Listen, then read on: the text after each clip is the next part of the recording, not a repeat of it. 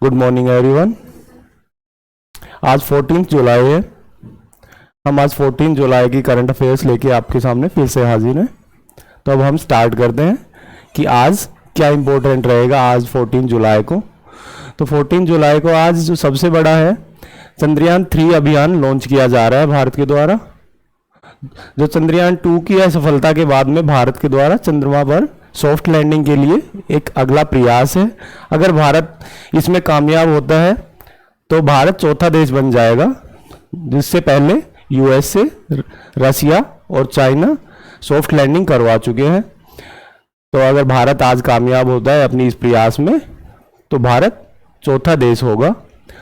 तो वो ये इसकी लॉन्चिंग 2:35 पे फैट बॉय नामक रॉकेट के द्वारा की जाएगी। तो उम्मीद करते हैं भारत अपने प्रयास में कामयाब होगा और हम सब भारतीयों के लिए एक गर्व का दिन होगा। तो अब हम अपनी करंट अफेयर स्टार्ट करते हैं दोस्तों। तो फर्स्ट क्वेश्चन है हमारा, जीमेक्स मैरीटाइम एक्सरसाइज 2023 का आयोजन भारत को किस देश की नौसेना के बीच में किया गया? तो जो जीमेक्स मैरीटाइम एक्सरसाइज है वो भारत और जापान के मध्य किया गया था। इसके बारे में हम कुछ ब्रीफ फैक्ट्स आपको बता देते हैं। भारतीय नौसेना द्वारा आयोजित जापान भारत मैरीटाइम एक्सरसाइज 2023 का यह 7वां संस्करण था। इस 6 दिवसीय अभ्यास में भारत की ओर से दिल्ली, कारमोटा और शक्ति इन सब ने भाग लिया। जापान की ओर से समिदारे नामक जहाज ने इस एक्सरसाइज में पार्टिसिपेट किया। नेक्स्ट क्वेश्चन है, ग्लोबल फायर पावर इंडेक्स में भारत की कौन सी रैंकिंग है? तो जो ग्लोबल फायर पावर इंडेक्स है वो क्या करता है, वो किसी भी वर्ल्ड में सेनाओं की रैंकिंग निर्धारित करता है कि सैन्य क्षमता के आधार पर यह देश कौन सी रैंकिंग रखता है। तो जो इसमें भारत ने 4th पोजीशन पे है दोस्तों, भारत मैरीटाइम फायर पावर की रिपोर्ट के अनुसार। और जो भारत से ऊपर है वो देश हैं यूएसए, रसिया और चीन। भारत फोर्थ लार्जेस्ट पावर है। तो जो दुनिया की रक्षा संबंधी जानकारी रखने वाली data website global fire power के 2023 की लेटेस्ट रैंकिंग के अनुसार भारत दुनिया का चौथा सबसे शक्तिशाली देश है। इस रैंकिंग में यूएसए के बाद रसिया और रसिया के बाद में चाइना का नंबर आता है। इस लिस्ट में कमजोर देशों की सैन्य सूची भी जारी की गई है। इस सैन्य सूची में भूटान और आइसलैंड जैसे देश शामिल किए गए हैं। भारत, यूके और इटली जैसे यूरोपियन देशों से अपनी रैंकिंग ऊपर रखता है। तो नेक्स्ट क्वेश्चन है हमारा, वर्ष के सर्वश्रेष्ठ अंडर 20 पुरुष एथलीट कौन भारतीय खिलाड़ी चुना गया? तो हमारे पास ऑप्शंस हैं,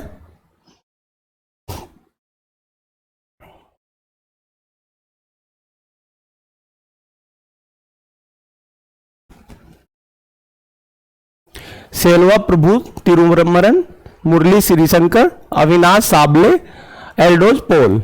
तो जो भारतीय प्लेयर सेल्वा प्रभु तिरुमरन है उनको अंडर 20 का एशियाई सर्वश्रेष्ठ प्लेयर चुना गया है। वो ट्रिपल जंपर हैं और उनको सर्वश्रेष्ठ एशियाई अंडर 20 प्लेयर चुना गया है। सेल्वा ने पिछले साल कोलंबिया में अंडर 20 एथलेटिक्स चैंपियनशिप में सिल्वर मेडल जीता था।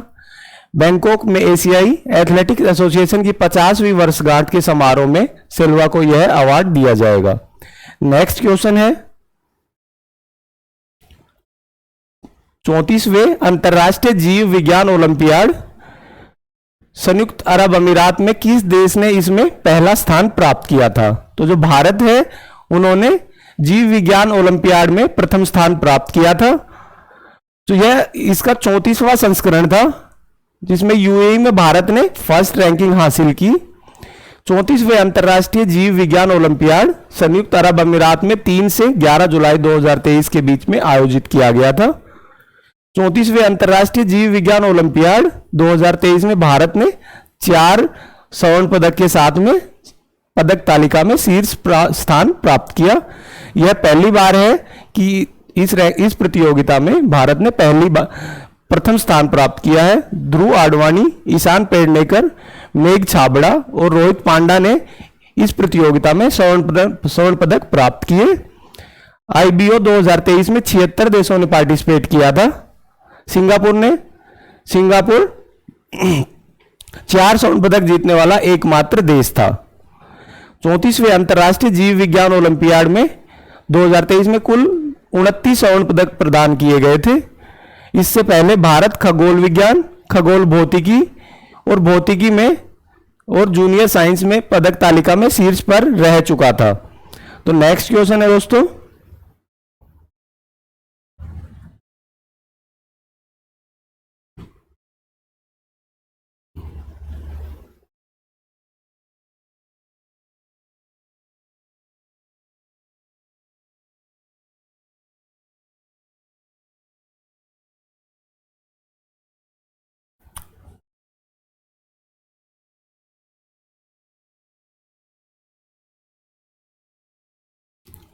भारत की प्रथम news anchor robot news anchor कौन है और यह किस स्टेट के द्वारा इसको लॉन्च किया गया है? तो लीजा है, वो भारत की पहली आर्टिफिशियल न्यूज एंकर है जिसको उड़ीसा राज्य के द्वारा लॉन्च किया गया है। उड़ीसा टीवी में पत्रकारिता उद्योग में क्रांति लाने की क्षमता रखने वाली भारत की पहली क्षेत्रीय न्यूज एंकर लीजा का अनावरण किया गया है। लीजा उड़ीसा और अंग्रेजी सहित कई भाषाएं बोल सकती है और समाचार अपडेट होस्ट करने में सक्षम है। सोफिया हैंसन रोबोटिक्स द्वारा विकसित एक उन्नत ह्यूमनॉइड रोबोट है जिसे बुजुर्गों की देखभाल और भीड़ प्रबंधन के लिए बनाया गया है। उड़ीसा की हथकरघा साड़ी पहनने की एक कृत्रिम महिला ओटीवी नेटवर्क के टेलीविजन डिजिटल प्लेटफॉर्मों के लिए ओडिया और अंग्रेजी दोनों में समाचार पत्र प्रस्तुत करेगी। अप्रैल में Kuwait media outlet Kuwait news ने अपना पहला एआई जनित समाचार प्रस्तुतकर्ता फेदा लॉन्च किया था। कुवैती न्यूज कुवैत टाइम्स से संबंधित है जिसकी स्थापना 1961 में खाड़ी क्षेत्र के पहले अंग्रेजी भाषा दैनिक के रूप में की गई थी। नेक्स्ट क्वेश्चन है दोस्तों,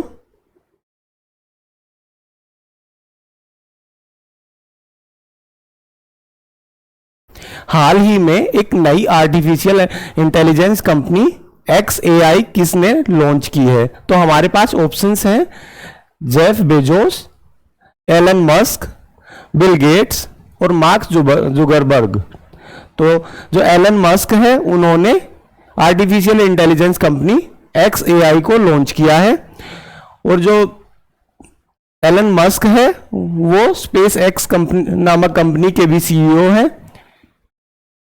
तो इसके बारे में हम कुछ डिटेल्ड वे में पढ़ते हैं। जो एलन मस्क है वो टेस्ला और स्पेस एक्स के सीईओ और ट्विटर के भी ये फिलहाल मालिक हैं। इन्होंने XAI नामक company artificial intelligence company launch की है। Deep mind, open AI, Google research, Microsoft research, Twitter और टेस्ला के पूर्व कर्मचारी XAI के सदस्य हैं। XAI को ओपन AI, गूगल, एंथ्रोपिक जैसी कंपनियों से प्रतिस्पर्धा करने के लिए लॉन्च किया गया है। मस्क ने सभ्यता के विनाश के लिए AI की क्षमता के बारे में बार बार चिंता व्यक्त की है। मस्क ने कहा कि वह ट्रुथ GPT या अधिकतम सत्य की खोज करने वाला AI लॉन्च करेंगे। एलोन मस्क ओपन AI के सह संस्थापक थे। उन्होंने 2018 में कंपनी बोर्ड से अपना इस्तीफा दे दिया था। नेक्स्ट क्वेश्चन है,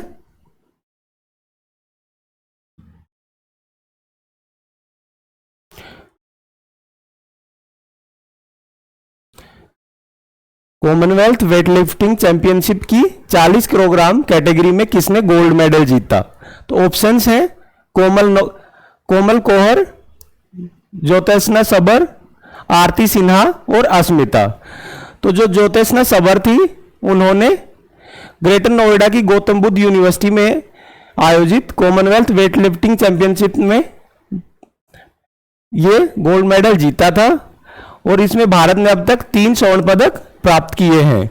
एथलेटिक ज्योत्सना सबर ने 40 किलोग्राम यूथ वर्ग में, अस्मिता ने 45 किलोग्राम यूथ और जूनियर वर्ग में कोमल कोहर ने 45 किलोग्राम सीनियर वर्ग में स्वर्ण पदक जीता है। इस 5 दिवसीय टूर्नामेंट में 52 भारतीयों सहित 253 वेट लिफ्टर सीनियर, जूनियर और युवा कैटेगरी में पार्टिसिपेट कर रहे थे। नेक्स्ट क्वेश्चन है,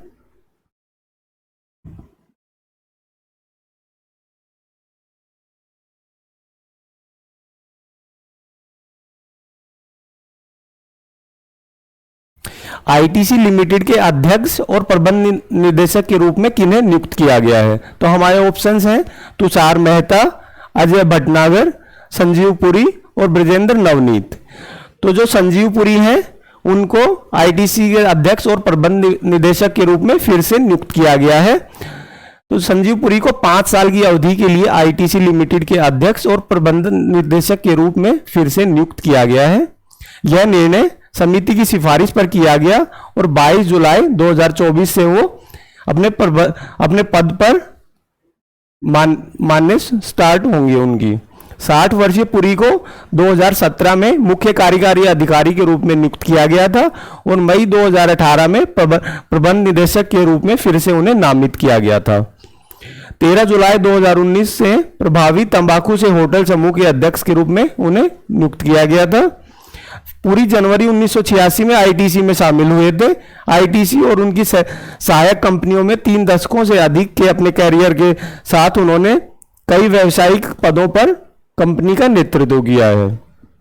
आईटीसी लिमिटेड एक भारतीय समूह है जो तंबाकू विनिर्माण, खाद्य प्रसंस्करण, खुदरा बिक्री, वित्तीय सेवाओं सहित विभिन्न व्यावसायिक क्षेत्रों में कार्य करता है। आईटीसी की स्थापना 1910 में हुई थी। नेक्स्ट है,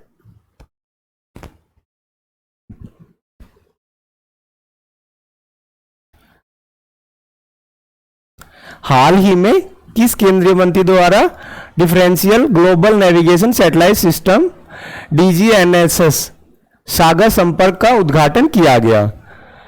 तो जो सर्बानंद सोनोवाल जो पहले असम के सीएम भी रह चुके हैं, उन्होंने इसका उद्घाटन किया था। भारतीय समुद्री क्षेत्र के डिजिटल परिवर्तन को मजबूत करने के लिए केंद्रीय मंत्री सर्बानंद सोनोवाल द्वारा differential global navigation satellite system, जिसकी शॉर्ट फॉर्म है DGNSS सागर संपर्क का उद्घाटन किया गया था।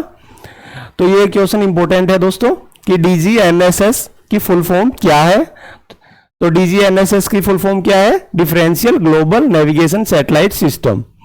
DGNSS प्रणाली जहाजों को अधिक सटीक जानकारी प्रदान करती है, जिससे जहाजों की सुरक्षित नेविगेशन और कुशल आवाजाही संभव हो पाती है। यह वायुमंडलीय हस्तक्षेप, उपग्रह घड़ी बहाव और अन्य कारकों के कारण होने वाली त्रुटियों को कम करता है और जीपीएस की स्थिति में काफी सुधार करके सटीक पोजीशन बताता है। DGNSS प्रणाली जीपीएस और ग्लोबल नेविगेशन सिस्टम ग्लोनास सहित कई उपग्रह समूह को शामिल करती है, जिससे उपलब्धता और अतिरिक्त बढ़ता है। नेक्स्ट क्वेश्चन है,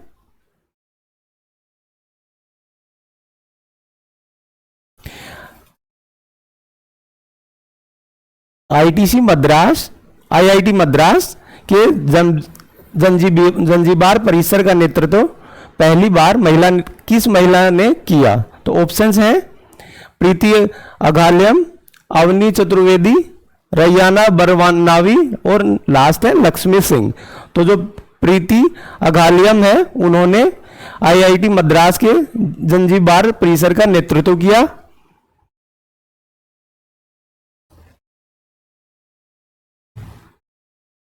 नेक्स्ट क्वेश्चन है, हाल ही में किस संस्थान ने भारत की पहली समग्र नाविक चिप लॉन्च की है? तो जो एलेना जियो सिस्टम है, उन्होंने भारत की पहली समग्र नाविक चिप लॉन्च की है। नेविगेशन अनुप्रयोगों और सेवाओं में आत्मनिर्भरता प्राप्त करने की दिशा में एक महत्वपूर्ण कदम में बेंगलुरु स्थित फर्म एलेना जियो सिस्टम ने भारतीय क्षेत्रीय नेविगेशन सैटेलाइट सिस्टम नाविक पर आधारित देश के पहले हैंड हेल्ड नेविगेशन डिवाइस का अनावरण किया है। तो जो नाविक है वो भारत का खुद का ग्लोबल नेविगेशन सिस्टम है जो भारत ने लॉन्च किया था। इस डिवाइस का उद्देश्य रेलवे, भूमि सर्वेक्षण, दूरसंचार और हाइड्रोकार्बन अन्वेषण जैसी बुनियादी ढांचा परियोजनाओं के लिए सटीक दिशा निर्देश प्रदान करना इसका कार्य है। एलेना जियो सिस्टम 2012 में आईआईटी खड़गपुर में शामिल हुई थी और अब दिल्ली स्थित भारतीय अंतरिक्ष संघ की सदस्य है। एलेना ने अप्रैल 2019 में अपना पहला प्रोसेसर प्रदर्शित किया था जो नाविक एस बैंड, L5 बैंड, गगन, जीपीएस और ग्लोनास रूसी के सिग्नल को प्राप्त और प्रोसेस कर सकता है। एलेना के उपकरणों के समूह में नवीनतम जुड़ाव 12 नैनोमीटर तकनीक का उपयोग करके बनाया गया है। नाविक चिप प्रोसेसर एलेनेक है। नेक्स्ट है, केंद्रीय गृह मंत्री अमित शाह ने किस राज्य में देश के पहले सहकारिता से संचालित सैनिक स्कूल का वर्चुअल माध्यम से उद्घाटन किया है? तो जो गुजरात है वहां पे केंद्रीय सहकारिता मंत्री श्री अमित शाह ने सैनिक स्कूल का वर्चुअली उद्घाटन किया है। केंद्रीय गृह मंत्री अमित शाह ने गुजरात के मेहसाणा में देश के पहले सहकारिता से संचालित सैनिक स्कूल का वर्चुअल माध्यम से शिलान्यास किया। गुजरात के मेहसाणा के बरियावी गांव में श्री मोतीभाई आर चौधरी सागर सैनिक स्कूल की आधारशिला रखने का कार्य में एक महत्व शिक्षा के क्षेत्र में ये एक मील का पत्थर है। 75 करोड़ की अनुमानित लागत से यह बना है और 11 एकड़ में यह फैला हुआ है। तो एक बार हम फिर से जो सभी क्वेश्चंस हैं उनको रिवाइज कर लेते हैं। तो फर्स्ट क्वेश्चन था हमारा जिमेक्स मैरिटाइम एक्सरसाइज 2023 का आयोजन भारत और किस देश के मध्य किया गया था? तो यह भारत और जापान के मध्य किया गया था इसका आयोजन। सेकंड है ग्लोबल फायर पावर इंडेक्स के अकॉर्डिंग भारत दुनिया की सबसे शक्तिशाली सेनाओं में भारत की रैंकिंग क्या थी? तो भारत की रैंकिंग 4th थी दोस्तों, जिसमें फर्स्ट रैंकिंग पे यूएसए, सेकंड पे रसिया, थर्ड पे चाइना था। नेक्स्ट है वर्ष के सर्वश्रेष्ठ एशियाई अंडर-20 पुरुष एथलीट चुने जाने वाले पहले भारतीय कौन है? तो जो सेल्वा प्रभु तिरुमन है वो भारत के पहले प्लेयर हैं जिनको सर्वश्रेष्ठ अंडर-20 प्लेयर चुना गया है। 34वें अंतर्राष्ट्रीय जीव विज्ञान ओलंपियाड संयुक्त अरब अमीरात में जो हुए थे उसमें पहला स्थान किसने प्राप्त किया था दोस्तों? भारत ने पहला स्थान प्राप्त किया था।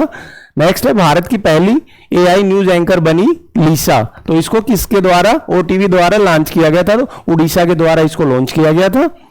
नेक्स्ट है हाल ही में एक नई आर्टिफिशियल इंटेलिजेंस कंपनी XAI किसके द्वारा लॉन्च की गई है? तो यह एलन मस्क के द्वारा लॉन्च की गई है। इसके साथ में यह भी याद रखना है दोस्तों, ये टेस्ला और स्पेस एक्स कंपनी के CEO भी हैं और साथ में उन्होंने अभी अभी ट्विटर का भी वो मालिक हैं।